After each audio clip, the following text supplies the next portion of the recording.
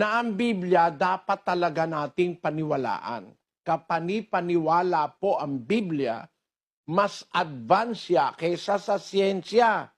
Ito po ang pakikipag-usap ng Diyos sa taong sinauna.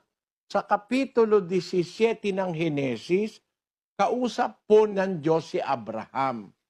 Ang sabi ng Diyos kay Abraham ito, 17 Gs.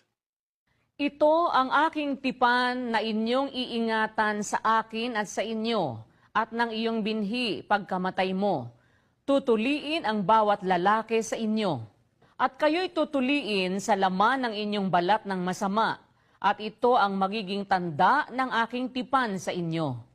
At ang may 8 araw ay tutuliin sa inyo, ang bawat lalaki sa buong kalahian ninyo, ang ipinanganak sa bahay, o ang binili ng salapi sa sino mang taga-ibang lupa na hindi sa iyong lahi.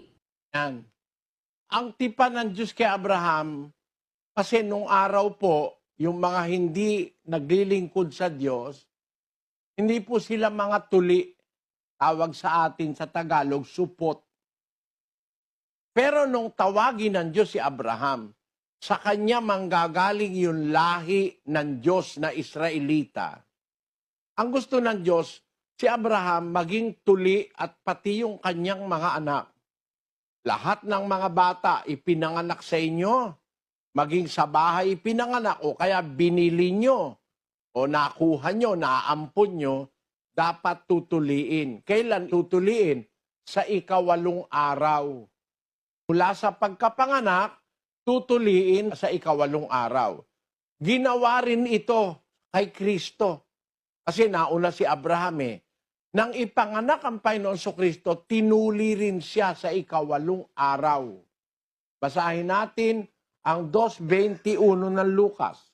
At nang makaraan ang 8 araw upang tuliin siya, ay tinawag na Jesus ang kanyang pangalan, na siyang itinawag ng anghel bago siya ipinaglihi sa tiyan. Kaya si Kristo, ang ating Panginoon, ang magkatawan tao, tinuli rin siya. Mga kapatid. Bakit? Utos ng Diyos yung kay Abraham. Tutuliin ang bawat lalaki pagkapanganak sa 8 araw. Alam niyo ang natuklasan ng siyensya nitong ating panahon?